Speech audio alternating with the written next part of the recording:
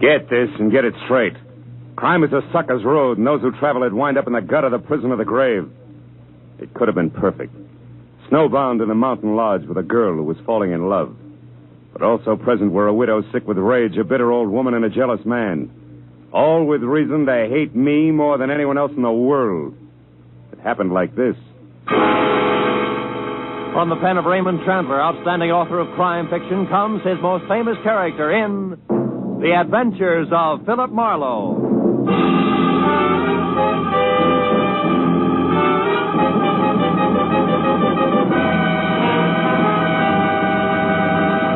Now, with Gerald Moore, starred as Philip Marlowe, we bring you tonight's exciting story, The Grim Echo.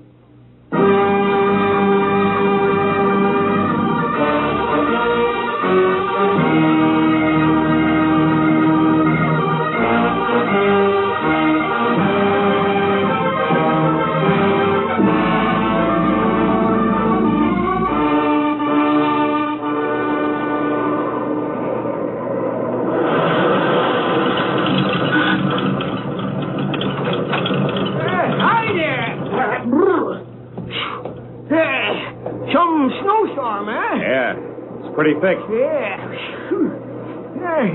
You're lucky you caught me, son. Yeah? I was just closing up. Yeah. What do you have? Better fill it with a regular, huh? Okay. Does that mean that you're aiming to go on? That's right. Gotta get back to L.A. I wouldn't advise it, son. Old Jacker and sure wouldn't. Liable to hit 10 below, they say. Yeah? Where you been, skiing? Yeah, a week of it up at Angel's Roost. How's the road ahead? Well, you got 40 miles or nothing but mountains to the next town, you know. You're bound to get drifted over any time. Hey, why don't you blow that thing? Huh? Hey, what's the tariff? Oh, call it $3 even. You know, I've been running this Mobile gas station here for 20 years, and I know these storms are nasty. Oh, thanks. Yeah, I'll be all right. That's what you all say. Out on the road, you could freeze to death. Real easy. And this plaid shirt I'm wearing, you're ripping me, Pop. Listen, that shirt won't even start to keep you warm on a deserted highway in this blizzard. Take it from old Jacker and Son, I know. Yeah, well, thanks anyway. So long, old Jacker.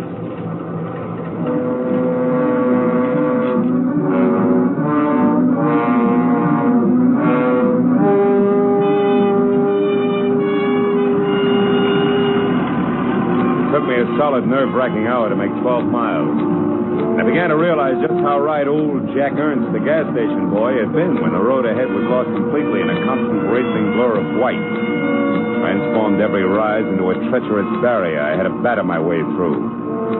The chains on all four wheels chewing at the drifts, I managed to keep on the road somehow and plow out another 5 miles. And then I caught a glimpse of the first lighted window I'd seen in all that distance just as I started down the backside of a short, steep hill. And then it happened. First, the helpless feeling of a skid.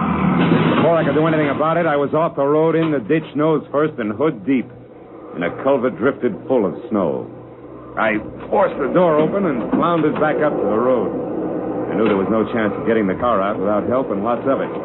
And the 10 below zero that the Weather Bureau had bragged about was setting in. I looked back through the slashing snow for the lighted window I'd spotted and saw a lantern swinging crazily in the hands of somebody coming toward me. A minute later, I could see it was a girl. Hello? Hello, are you hurt? No, I'm okay. Huh? My car's stuck. I skidded off the road. Yes, I know. I'm watching it.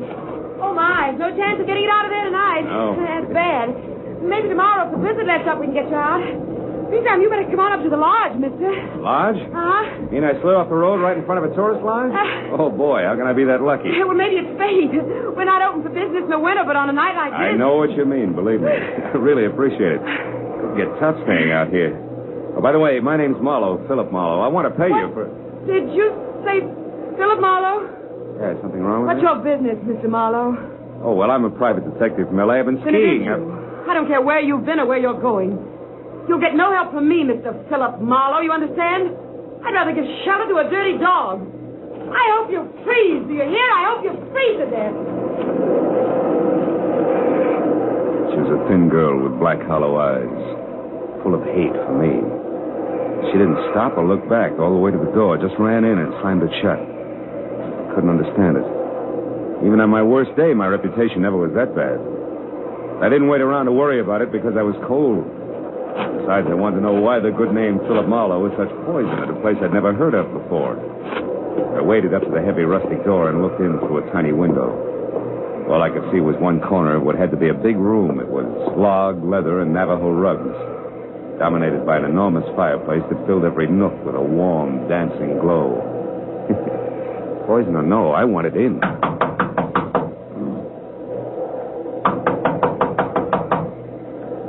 Sonny, just a minute. Oh, hello. Oh. You picked a bad night to travel. It sure did. Oh, well, won't you come in? Oh, sure. I'm Donna. How are you? This is Echo Lodge. We're not open now, but, well, of course, you can't go on in the storm. No, I can't. Besides, my car's in the ditch. Well, you'll be spending the night then. I'd love to, but there seems to be two schools of thought on that subject. Well, what do you mean? Well, I don't know why, but, I don't think I'm very welcome. Why do you say that? Well, I'll tell you why, Donna. Well, Helen. Oh, dear, what's wrong? You've been crying. Do you know who he is? No, we haven't gotten around to the magic of my name yet, Helen, but maybe you'll be good enough to tell me. Our name is Baraki. Does that mean anything to you? Baraki. Oh, Helen, yes, what is it? Baraki. Virgil Baraki was my husband. Virgil Baraki was Donna's brother, and Virgil Baraki was the man that you shot down and killed. Do you remember? I remembered, all right. 6 months ago, a trail that led up a blind Los Angeles alley to a garage where stolen cars were switched. I remembered the pair of vicious blue eyes glaring at me over the sights of a blazing .45. I remembered shooting back fast. When it was over, I was alive and he was dying. And later, the coroner's jury decided I'd killed in self-defense. The savagery here in the eyes of the woman who had been Virgil Baraki's wife said that decision meant nothing. Yes. Is this true? Are you the one who... Yeah, it's true. I shot a man named Virgil Baraki. I had to or be killed by him. There was no choice. You liar. You killed him in cold blood. Now get out of here. You've done enough to us. Get out. Helen, stop it. Oh, Mama, Baraki, listen, Mama. This is the man who killed Virgil. I know. I've been listening and I heard everything. Go find Ralph for me, Helen. Then you'd better go out to your workshop for a while. Did you hear me? I said this is the man... I said go call Ralph now. At once. Tell him to open the cabin. Then go back to your carving. Can't turn a man out in this weather, not any man. You'll stay, Mr. Marlowe. Thank you, Mrs. Baraki. Donna, go get some hot food. All right, Mom. So, you're Philip Marlowe, the private detective. You don't look much like I'd imagined you. Do people ever? Perhaps not. Oh, would you mind fixing this fire? It needs another log. Oh, not at all. You, were stopped by the storm, Mr. Marlowe? Yeah. My car skidded into the ditch about 50 yards down the road. I see. Almost at our doorstep, you might say. Rare coincidence, isn't it? Almost too rare, Mrs. Baraki.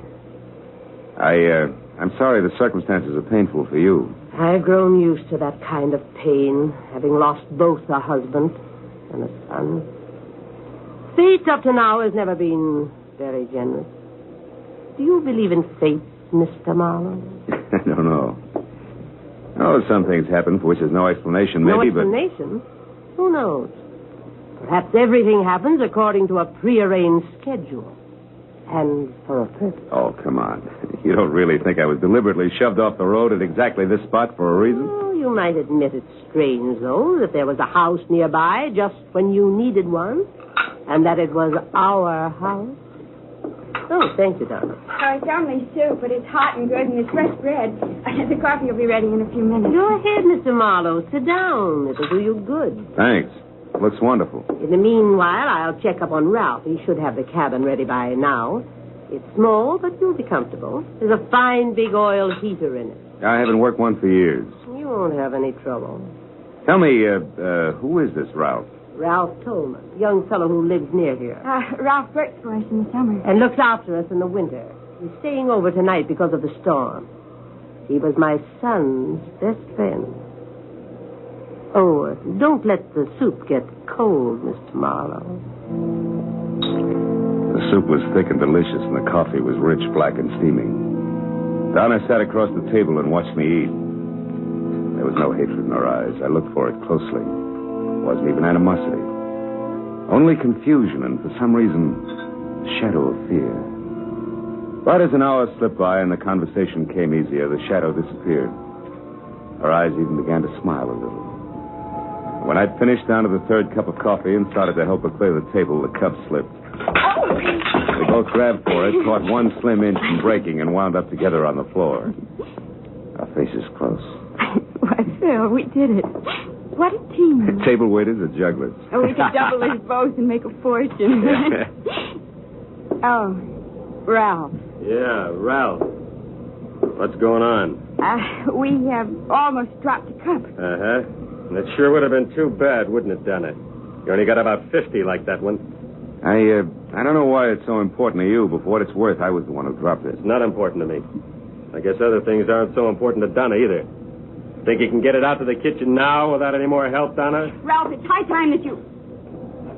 Mrs. Barucki asked me to tell you the cabin's ready, Marlowe. Thanks. No thanks necessary, mister. It's just part of my job. Guess everybody's job has its lousy side, huh? Even a private detective. Some of them get trigger happy, I heard. I'll see you, Donna. You better get out there right away, Marlowe. Donna's got 4 whole dishes to carry out, and at the rate she's been going, she ought to get started or she'll never make it. Keep your fat trap shut, Buster. You're causing a draft. Tolman walked behind me as far as the door and pointed through the snow to a tiny square of light sitting apart from the rest of the buildings that made up Echo Lodge. As soon as I was outside, he slammed the door against my back and bolted it. I stood on the porch and thought about the setup for a minute while I lit a cigarette. Then I stepped out into the snow and headed for the cabin. Halfway there, I could see it clearly. It looked snug and warm. And under the circumstances, I knew it was better for everybody that I was sleeping outside the main lodge.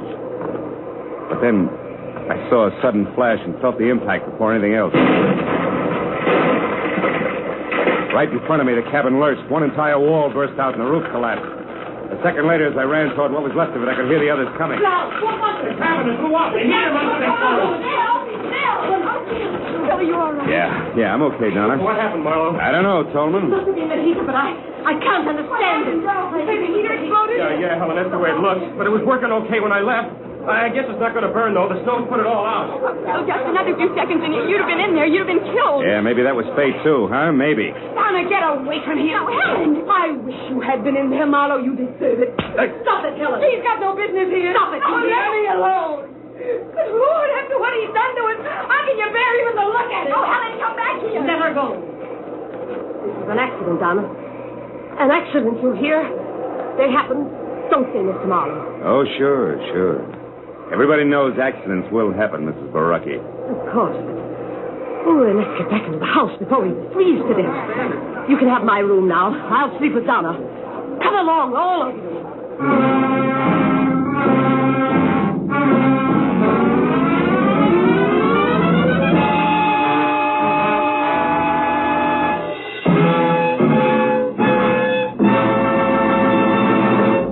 In just a moment, the second act of Philip Marlowe. But first, Groucho Marx, his famous ad-libs, and his teams of opposites will be back betting their lives on most of these same CBS stations tomorrow night. You've missed half your life if you haven't bet your life with Groucho Marx on Wednesday nights this season. Hear him on this top quiz show tomorrow night on CBS. Now, with our star, Gerald Moore, we return to the second act of Philip Marlowe and tonight's story, The Grim Echo.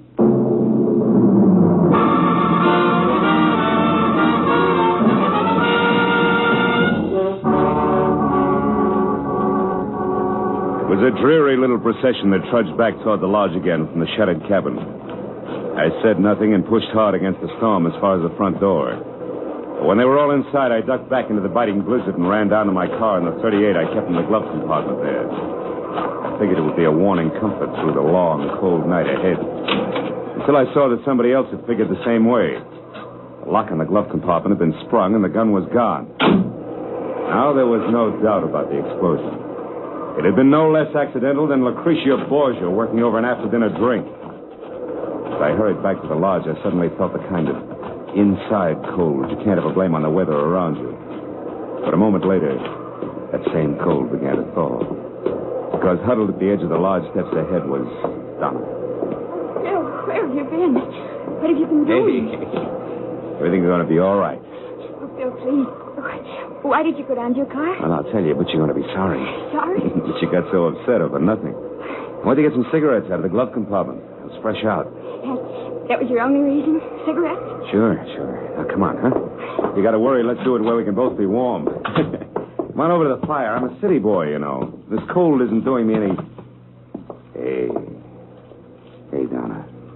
Those tears in your eyes. There. They're from the wind. It always makes me cry. Oh, Phil. Why do things have to be this way? An hour ago when you were eating, everything was so nice, so friendly.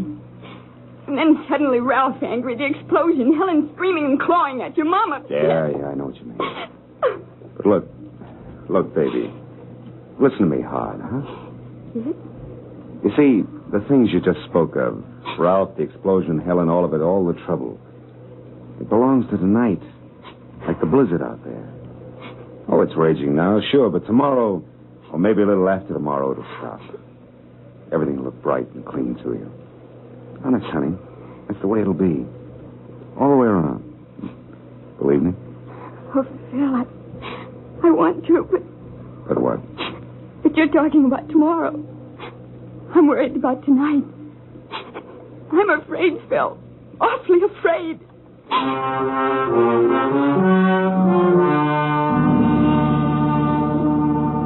I spent the next 10 minutes trying to convince Donna that there wasn't anything to worry about. And then when she'd gone to her room, I went to mine and started all over again, trying to convince myself. The out-of-season fireworks at the cabin and a gun stolen from my car made that a very tough proposition. And I checked the room, which was on the ground floor and close to the kitchen. And then I bolted the door and looked forward to some much-needed sleep. After that, I took off my shirt and shoes only, got into bed, and waited for sleep, which a weekend of skiing made more important than a cabin full of hate. Suddenly, I was wide awake and sitting straight up in bed. The footsteps could have belonged to my dream. The door that closed couldn't have. I scrambled out of bed and ran to it, but it was still bolted.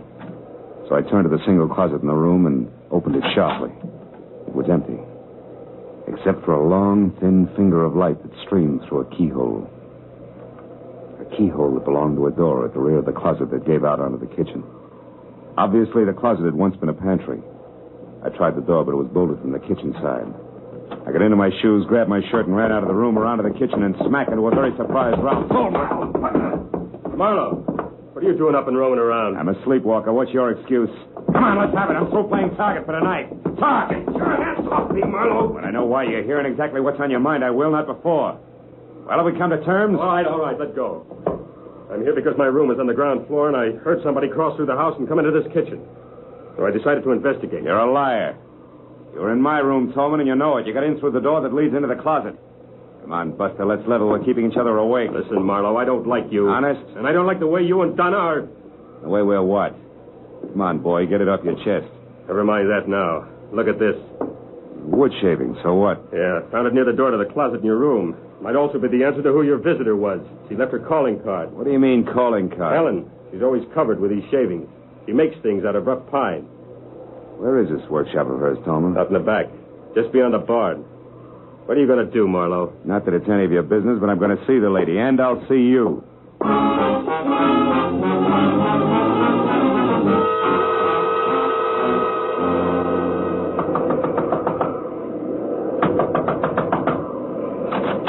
What do you want? Conversation, Helen, if you don't mind. Oh, wait a minute, you. It's late. Close that door. I will not. Then I will. Now get over there and sit down. We got a few things to clear up. Like what? The way you murdered my husband, perhaps? Cut it out. Stop it, Helen, or I'll put your arm off. No, Just as soon as you decide to behave. Those nails of yours draw blood, baby. What, are they going to be good? Yes. All right. Now sit down over there, away from those sharp chisels you work with, and keep your hands in your lap. Go on, that chair there. Very well, Mr. Mr. Marlowe, anything to accommodate the man who murdered my husband. Which brings us right to the point. You deny it. You deny that you shot him down. I fired in self-defense. That's a rotten, stinking lie. You did it to feather your own nest, to be a hero to the police and the newspapers. You're wrong, Helen. I killed your husband because I had to. He was on the wrong side. Oh, don't make me laugh. You call trying to get money for his family for me?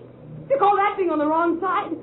So much that he should have been killed, shot down by the likes of you? Oh, Mr. Marlowe, you have no idea how through these past 6 lonely months I've thought of you. I've wondered what you looked like, what the man who killed Virgil was doing, how you'd like to meet the same death you brought to my husband under the brave banner of law and order. Now, wait a minute. And don't think I didn't plan your death 1,000 times over. Don't think I didn't approach Mama Baraki, Ralph, even sweet little Donna with a delicious thought of revenge. No. No, they talk like you talk, Mr. Marlowe. Virgil was doing the wrong thing. He was caught. It wasn't right or wrong. It was him or me. Oh, you shut up and listen. Sure, Virgil was stealing, all right. Was stealing from me, his wife. That's why he left here. That's why he tried so hard. That's why you had no reason to kill him. And that's why you should die, too. Oh, that's also why we had an accidental explosion at the cabin I was supposed to sleep in, huh? I was clumsy. I was hasty. I won't be the next time. You're completely out of your mind, Helen. Out of my mind? Of course I am. Did you think this existence, this living without the man I love, could leave me otherwise? Did you think making these stupid souvenirs would make you crazy? Killing me isn't going to bring him back. You get out of here. Go on, get out. And if you can, Mr. Marlowe, go back to bed. While you wait for a chance to get me with my own gun, the gun you stole from my car? I'm not going to shoot you, Mr. Marlowe. That would only further disgrace the Baraki name, no. No, I'm not going to shoot you. But I am going to get you.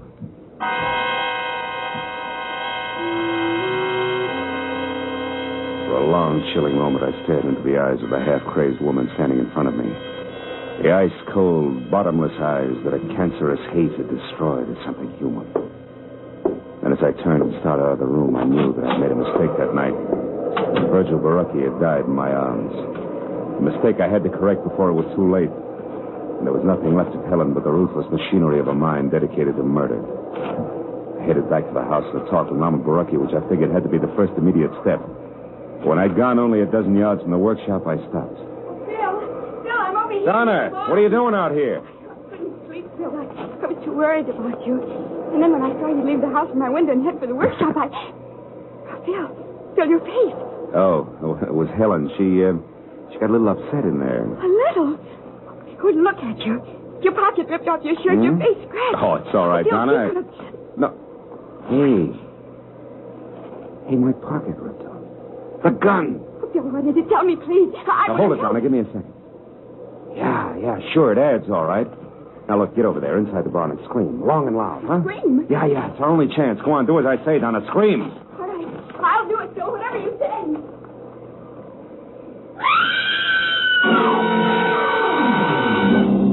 The second Donna cut loose, I stepped out of sight behind a tree that was opposite the barn, and I kept my eyes glued to the door of the workshop I just left. I waited for the shattering report of the gun I was afraid I'd hear. But then the door flew open, and Helen was running out toward the barn, and Donna screamed. My 38 clenched in a handkerchief in her right hand, a look of stark bewilderment stamped over her face. Donna, answer me. What's wrong? Donna, what are you doing there by the barn?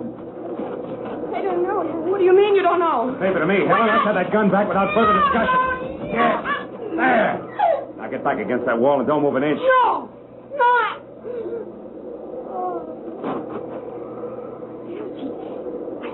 Phil, what is all this? Attempted murder, honey. She's all right. Attempted murder? You mean Helen here was going to try and kill someone? Yeah, herself. Or suicide? Uh-huh. Suicide. That would be called murder and pinned on me. It's going to be her way of getting even. I know, Phil. I can't believe She tried to once, honey, the explosion at the cabin. When that failed and everybody knew how she felt about me, a warped mind hit upon this little plan, and all the pieces would have fit tight, too. What pieces? What do you mean? At one, we argued. Two, she came to my room tonight and ripped the pocket off this plaid shirt so that we'd find it clenched in her hand after she was dead. You see it? Three, she stole my 38, which has my fingerprints on it. And four, she left an obvious clue on the floor of the kitchen, a wood shaving that would bring me out here on the run. So everybody could find me close by when it happened. Oh, yeah, it was tight, all right. Tight as a hangman's noose. And then she was going to shoot herself, Phil, just after you left her. And that's where you made me scream? Yeah. And that's why now, Donna, later tonight, I'm going to tell her something that I intended to break to her gently. Something I was going to tell Mama Baraki first. Something I hoped would straighten her out. What, Phil? Well, your brother Virgil didn't die the moment he was shot, Donna. He lived long enough to ask one thing of me. What are you trying to say, Phil? But I never let Helen or you people here know about the woman he was in love with in L.A. The woman through whom I tracked him down. Oh, Phil. Yeah. Well, I guess it wouldn't be good for her. If I was around too much? No, honey, not for a while, anyway. Wouldn't be good for any of us, huh? Come on, Donna, let's get her into the house. Yes. Yes, Phil.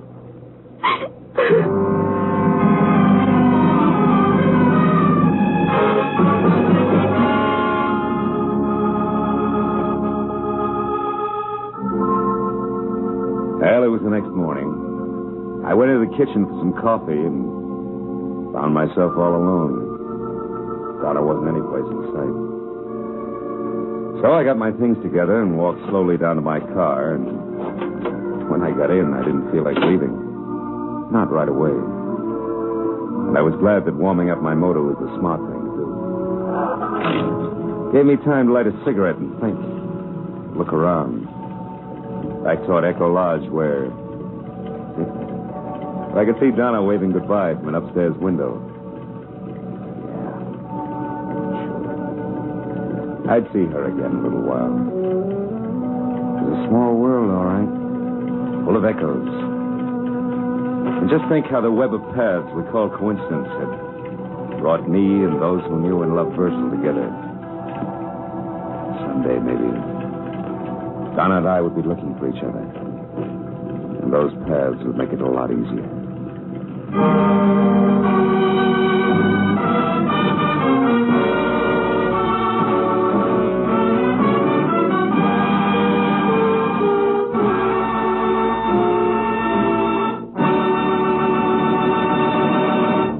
The Adventures of Philip Marlowe, bringing you Raymond Chandler's most famous character, star Gerald Moore, are produced and directed by Norman MacDonald and are written for radio by Robert Mitchell and Gene Levitt.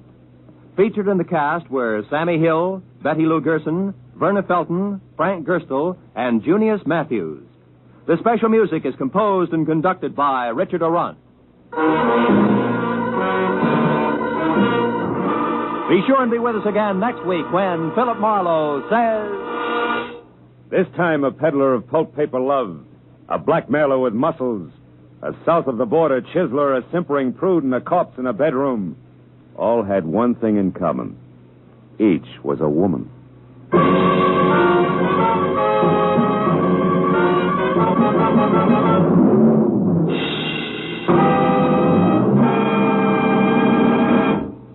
Al Jolson will pay another of those wonderful visits to Bing Crosby this Wednesday night. And the gags and songs will again fly thick and fast. Bing and Al will team up to sing Waiting for the Robert E. Lee and Whispering. And as for the gags, well, just tune in on most of these same CBS stations. Remember, that's this Wednesday night, the CBS Bing Crosby Show. This is Roy Rowan speaking. Now, stay tuned for Pursuit, which follows immediately on most of these same CBS network stations.